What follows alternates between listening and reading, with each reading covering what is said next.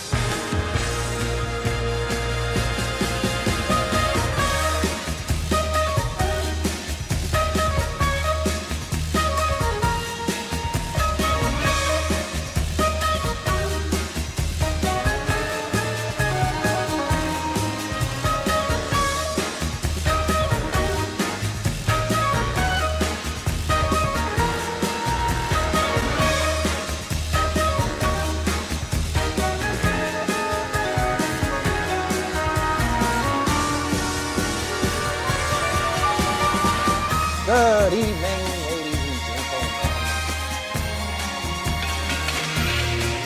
We are tonight's entertainment.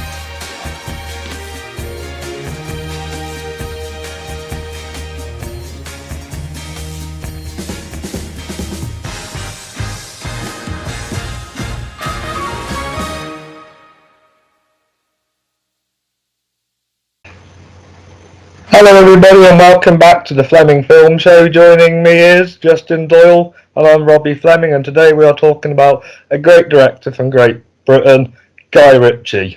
Hello Justin. Woo! Hey Rob, what's going on? I'm good. Are you looking forward to talking about your top 5 favourite Guy Ritchie films? So looking forward to it. Hey, nice shirt. Ah, thank you. I love The Killers. One of my favorite bands. Nice. Yeah. Yeah, I'm really excited. Don't hate me out there.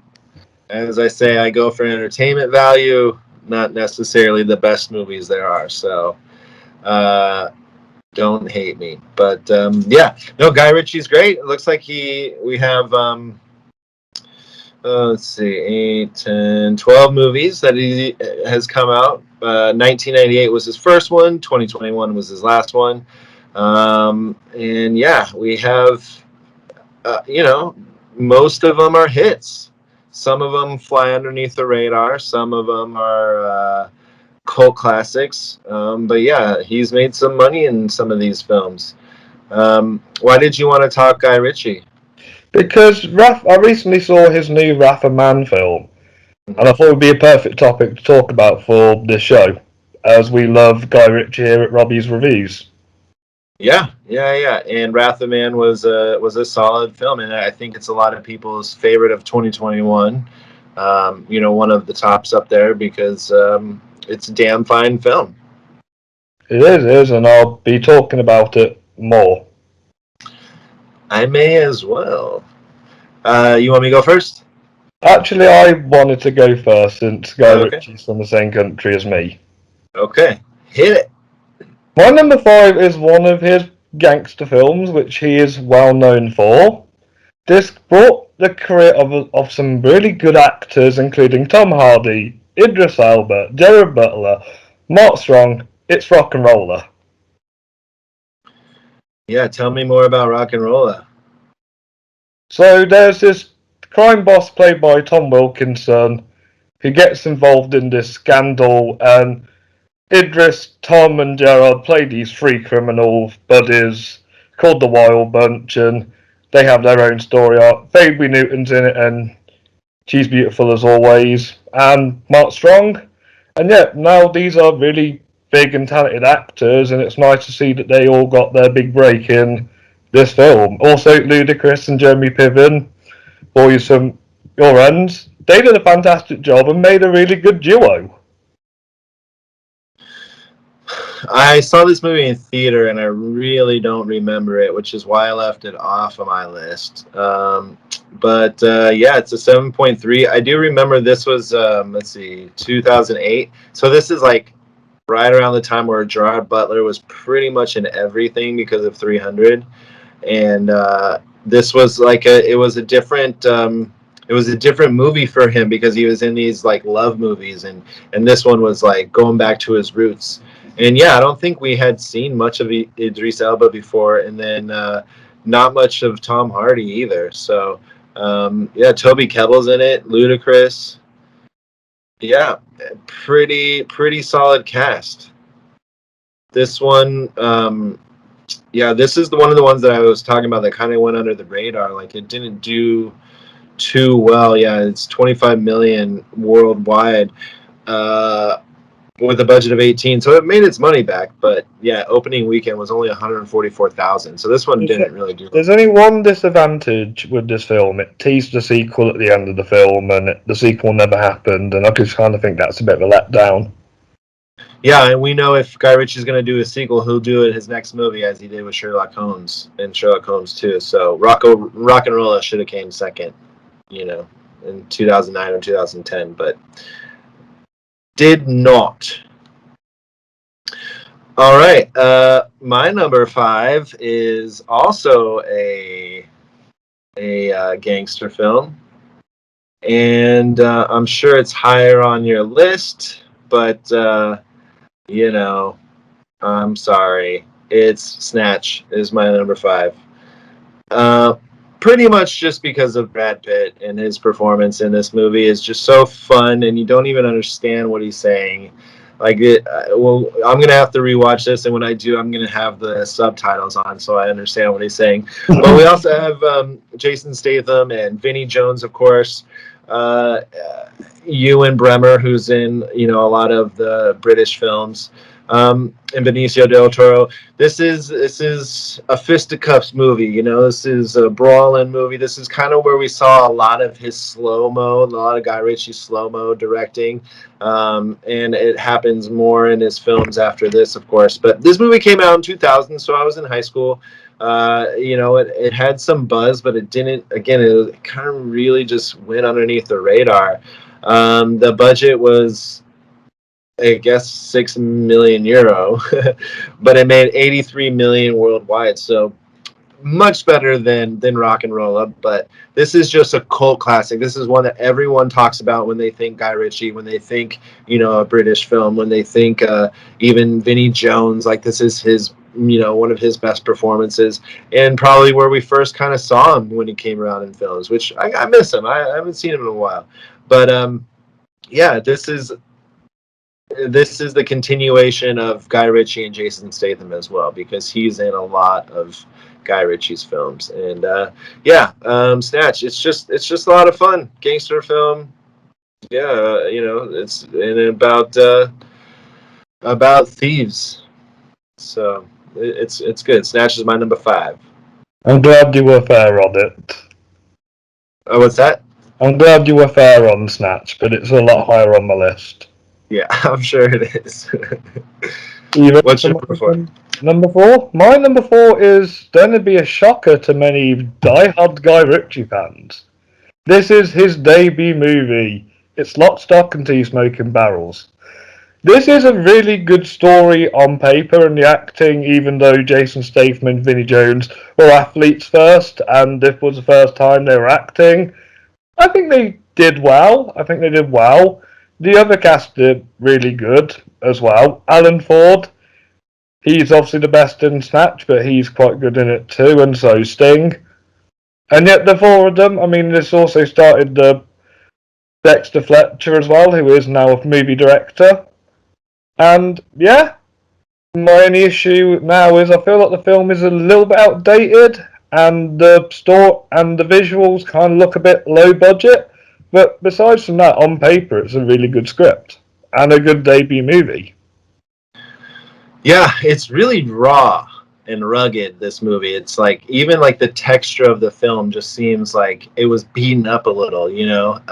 And I kind of like that. It's grainy. It really makes you feel like you're there wherever they are. Do you also like this movie because the lead actor is Jason Fleming? He spells his name differently to me. He spells his name with a Y. Yeah, which is so strange. I've never seen that before. Yeah, I know. A really, really good debut. Just didn't hit the same sort of punches as the others to me, but yeah, I mean, it's definitely it's a British cult classic film. I mean, the first few that he did were all kind of cult classics, but on the poster it says the best British movie ever. Is that true? The number one film of 1998. Come on, Saving Private Ryan, come on. Yeah, come on, guys. Okay. Well, my number 4 is one that has been mentioned before, not on the countdown, but just talking about his movies, and it's his newest one, 2021. It's Wrath of Man. It is a really, really good movie, and it's not Guy Ritchie. It doesn't feel too Guy Ritchie. You know, we do have the one takes and the slow motion at the beginning, and then we also kind of have the story that goes along with the other story. But besides that, we don't get the normal Guy Ritchie stuff. This is more of like just a forefront movie. This is just exactly what it is. And it worked for me. Jason Statham, still all these years later. So the first movie, 1998, I think, was Lock, Stock. This is 2021, so he's still badass, still kicking ass, and still can carry a movie, and he does in this one. I really like this movie because it's not too Guy Ritchie. I love Jason Statham in it, and it's more of a simple movie. It doesn't have the glitz and the glamour of like some of the other movies that, you know, I'll still be talking about, but it's just, this one is just really just normal. It's a normal film. Nothing too glitz and too glam about it. It's just, you know, a lot of black, a lot of gray, you know, dark blues, and it worked. Plus, it all as well tugs at your heartstrings because of, you know, what happens in the movie and why he's doing what he's doing. I highly recommend this movie. If you guys haven't seen this one, I believe it's on, you know, you can rent it. And I'm sure it's going to be on some sort of streaming thing soon. But yeah, it's one of the better films of this year. A lot of people have been talking about it. And yeah, Wrath of Man, my number 4. Alright, so I'm just going to jump with you because that's my number 3, because I managed to get an advanced screening of this film. I really enjoyed it because it, like you said, it wasn't typical Guy Ritchie. It was unique with its storytelling. I do want to see the Cash Truck film it's based on. But yeah, you have Jason Statham, who has gotten his acting really good in recent years now. Josh Hartnett, that bloke who's in Fight Club, he was good. Eddie Marsden, Rob Delaney, Andy Garcia, they were all good. Scott Eastwood was a brilliant antagonist. And I really liked the screenplay because the dialogue kind of felt quite sharp and quite Yeah. thoughtful. And I really, it just kind of felt like Guy Ritchie's Pulp Fiction in the way it was told. Yeah, totally. That's a really good take on it. Yeah, I mean, the cast is great. Josh Hartnett, we get to see him back. We haven't seen him. I think Peaky Blinders stole him for a while. But yeah, Jeffrey Donovan, who's also a TV star, he was really good in this. And you're right, Scott Eastwood as an antagonist. Normally he's the protagonist because he's good looking and you know, people want to see him win. But no. But yeah, I got to give it up to Guy Ritchie on this one because it's unlike anything that he's done, and Jason Statham really, you know, is so badass and comes into his own. Yeah, So, yeah. it's back to my top 20 films of the year. Smart. Very smart. And what's your bronze? Okay. People are really going to hate me for this one, but I had a lot of fun, and it gives me nostalgia, and I also really love Will Smith. So my number 3 is Aladdin. Um, it's one of the better, in my opinion, one of the better live action adaptations of a cartoon Disney film, and it's not shot for shot like Lion King did and like Jungle Book was trying to do. He kind of tells his own sort of version of it, even by adding like a song to it, and the visuals in this movie are just a lot of fun. I enjoyed. Everyone seemed like they were having a great time. The actors, Mina Masad and Naomi Scott, are just the chemistry that they have is so good. Nasim Pedrad as Jasmine's sort of partner. She really kills it in this film. I think she stole the movie. And then you have Will Smith as Aladdin, or as the genie. And when you have Robin Williams, who did Genie in the first one, and how do you beat that? And Will Smith's like, I'm not going to try to beat that, but I'll do my own version of it.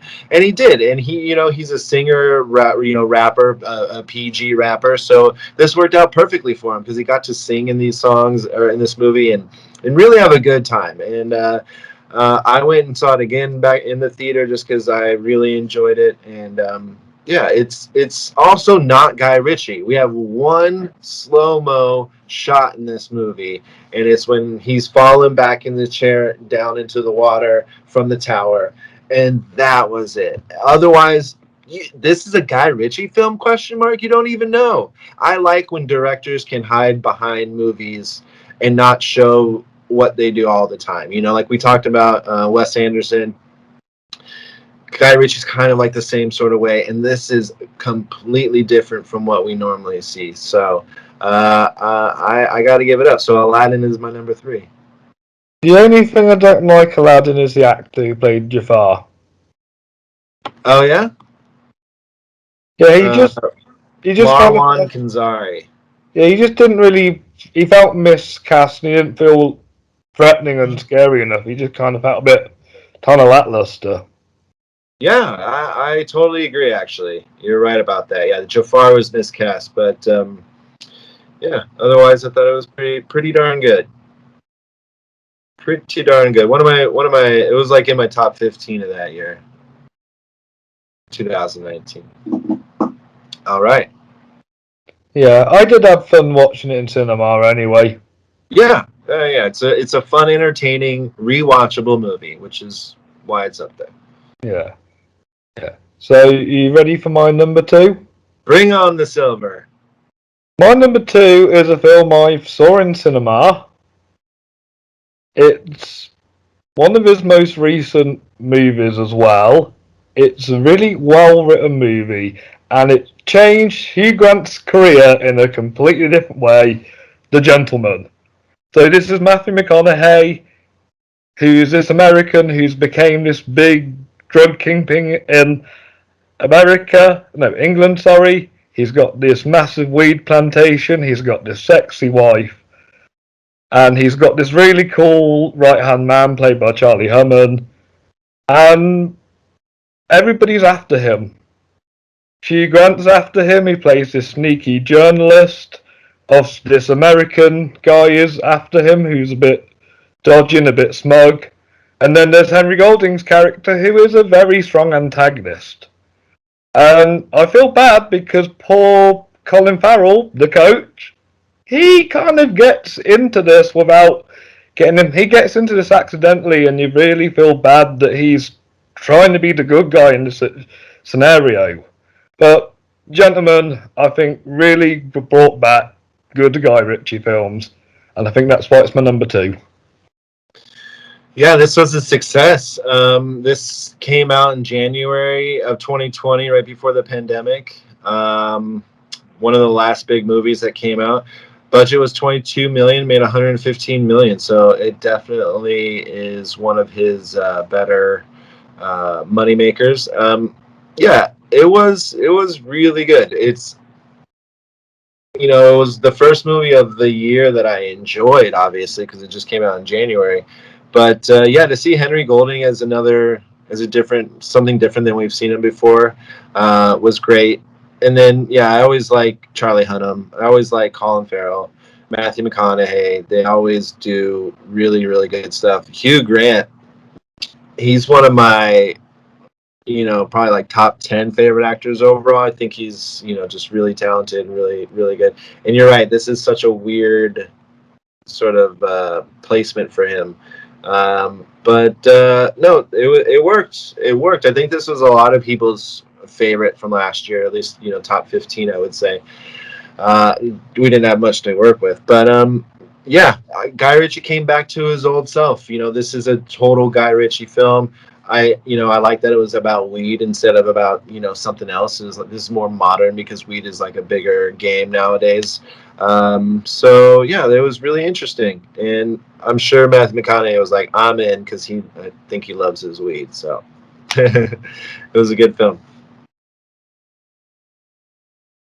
All right, you want to hear my bronze? Yeah, no, you mean silver? I mean my silver. Yes. Okay, don't be mad.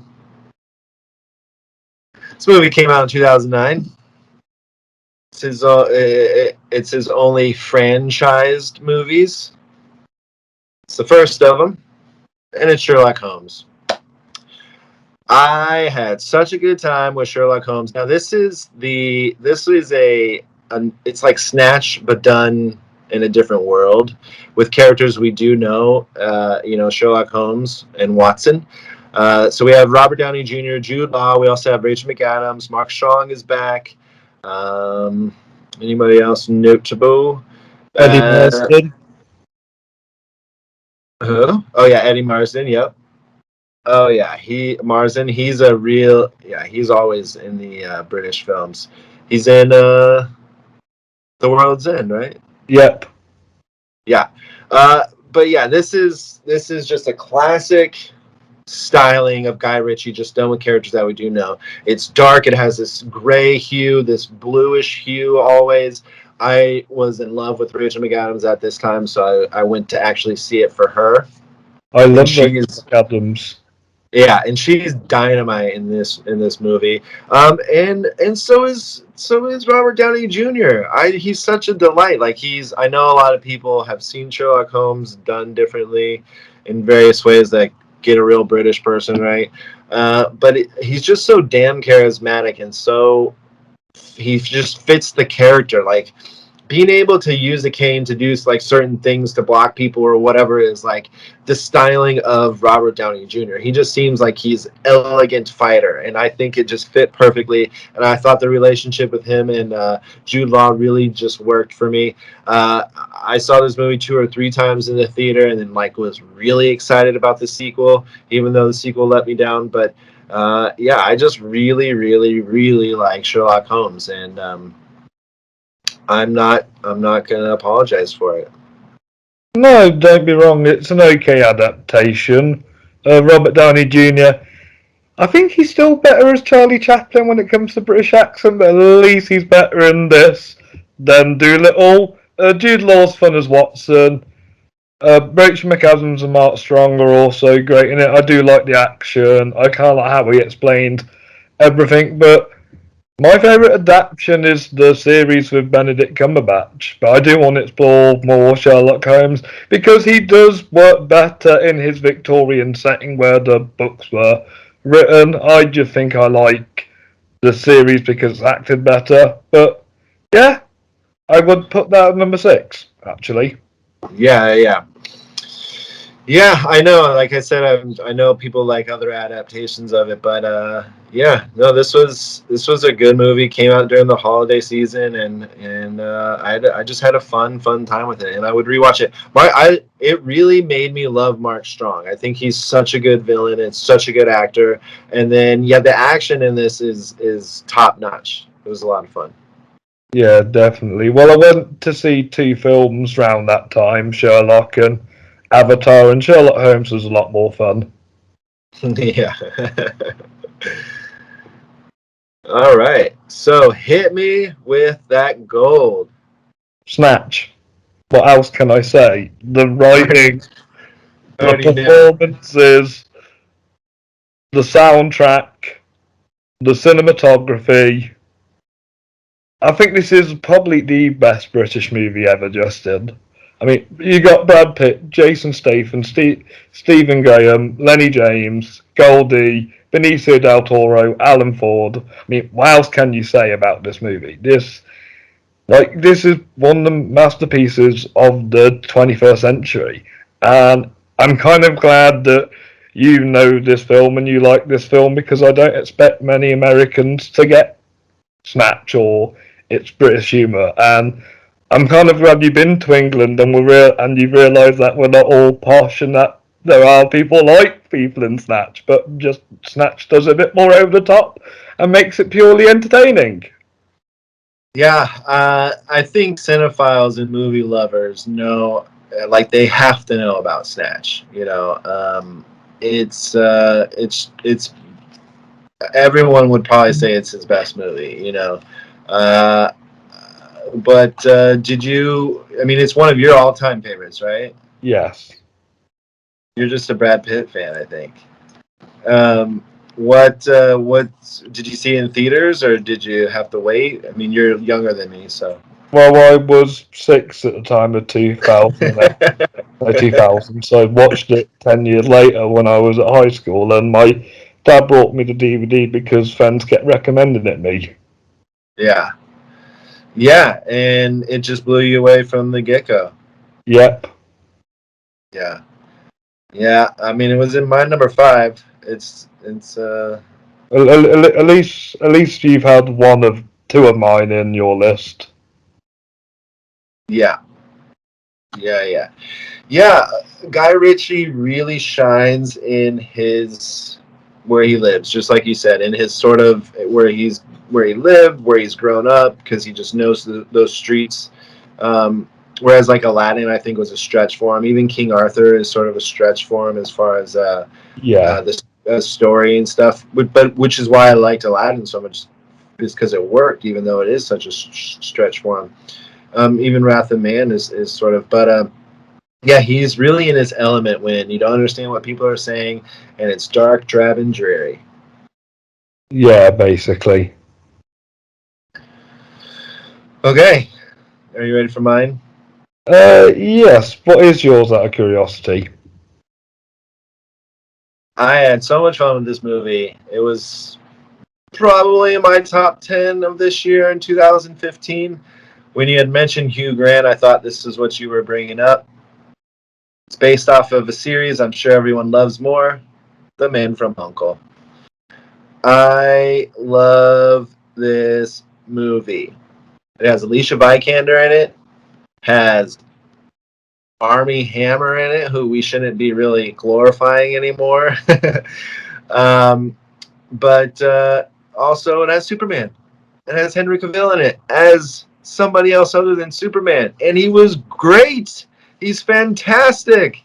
I love noirs. I love like this is during like the 60s is great. Also, the backdrop is really what shines in this movie. They go everywhere. It's like even in the poster, it's the Colosseum, in Rome.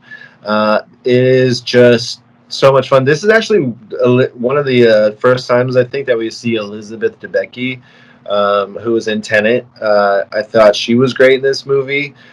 Jared Harris, who's always in a lot of British films, but it's just a ton of fun. I just really like Armie Hammer and Henry Cavill's dynamic in this, because they're both big dudes who can beat up a lot of other dudes, and they just kind of have like their own ego that goes back and forth in this one. It does have Guy Ritchie written all over it, but it has its own sort of styling too that I think he was really branching off from. I know there's a lot of car chase scenes in this one. It's just a movie made for me. It's got the action, it's got the studs, it's got the pretty girl, and it just worked. This one's more, I would say, like cornier than others, but it was a lot of fun. It definitely has rewatchability to it, and I just enjoyed it in 2015, and I also enjoyed it in the theater. Man from U.N.C.L.E., my number 1. Is that because David Beckham's in it as a projectionist? No, I'm not. I don't really care for him. I mean, I'm glad he does what he does and is like a superstar, but I won't see something just because he's in it.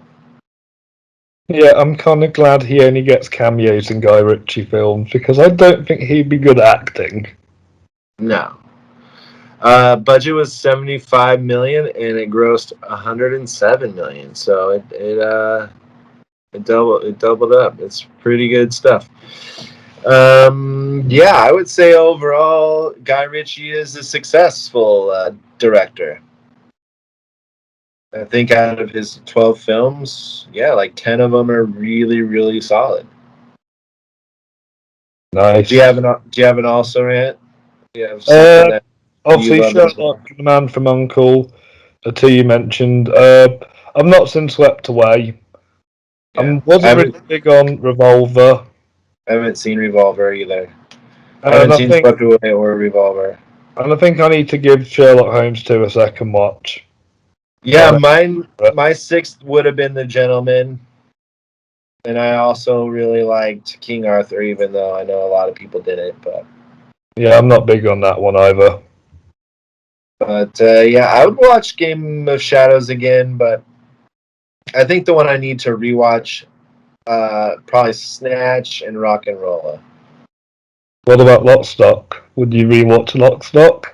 I've seen it recently, like, within the last 5-6 years, so it's Yeah, okay. well, probably wait a little bit longer. Yeah. The next movie that's coming out is called Five Eyes, and it's slated for January of 2022. He likes his January releases. We have some returning favorites: Jason Statham, Josh Hartnett, and Hugh Grant. We're bringing in Carrie Elwes and Aubrey Plaza. Okay. Good additions. Yes. Sweet. Yeah, I like a little Carrie Elwes. Can he bring back Charlie Hunnam at some point? Oh yeah, I know. The last movie he was in was Gentleman, right? Yeah, he needs to bring back Charlie Hunnam. Does he really?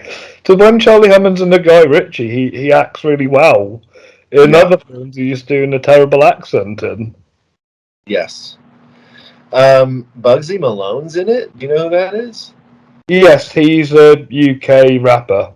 Yeah, he's in it. He was also in The Gentleman as well. Oh, okay. And Yeah. So then, it was fun seeing Post Malone in Wrath of Man. He made the film yeah, quite fun. yeah. I think he likes bringing in like rappers and singers into his stuff. Yeah. His Will Smith was in one. Who's a rapper in Sherlock Holmes? Robert Downey Jr. does have a singing career, technically. Really? Yeah. Oh boy. Yeah, I don't see it. Let's see if there's one in Man from U.N.C.L.E. I guess I wouldn't know who it is. There is one in Snatch, Goldie. Mm-hmm. Yeah, man, I love Alicia Vikander. She's so good. What was she just in? She played two different characters. Oh, the Green Knight. Yeah, I want to see more of her. Yeah, she's great. Cool. All right. Well, shall we count down our top 5? Yes, my number 5 is Rock and Roller. I have Snatch at my number 5. My number 4 was Lock, Stock, and Two Smoking Barrels. I have the 2021 Wrath of Man. And that's my number 3. My number 3 is Aladdin. My number 2 is The Gentleman. I have Sherlock Holmes as my number 2, who's also a gentleman. And my number 1 is Snatch. Speaking of gentlemen, my number 1 is The Man from U.N.C.L.E. And that's also a good film anyway. Yeah, hell yeah. I love it. Cool. All right, so that was this episode. What are we doing next week? I'll let you decide this time since I picked this one. Well, next week, Shang-Chi. Are you going to be watching that? Yes, I'm going next Sunday. Okay. What could we do for that? How I'll have about to- our least favorite Marvel films this time? Oh, Do something different. okay. Okay. Sound. All right, let's do that. Least favorite. I already know what my number one is. Don't tell me. I want it to be a surprise. No, I know. I don't want to ruin the episode either. Okay, cool. Great.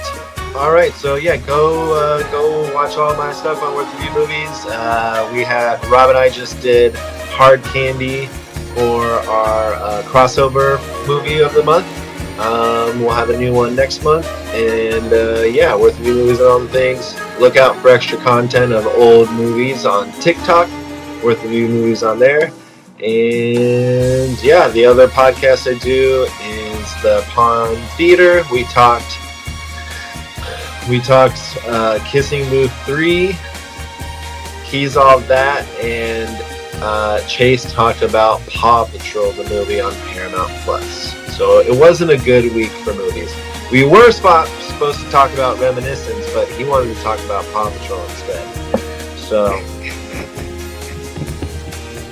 it's what I'm dealing with, okay? It's what I'm dealing with. But next week we'll be talking Shang-Chi, Candyman, and hopefully Reminiscence.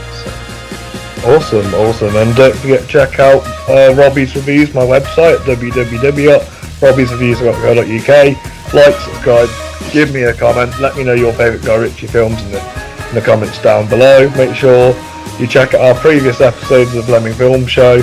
And I want to thank you guys for listening. Right, take care, Justin. All right, you too. Bye, guys. Thanks for listening and watching. Bye-bye. Hoping and praying and bye. Bye.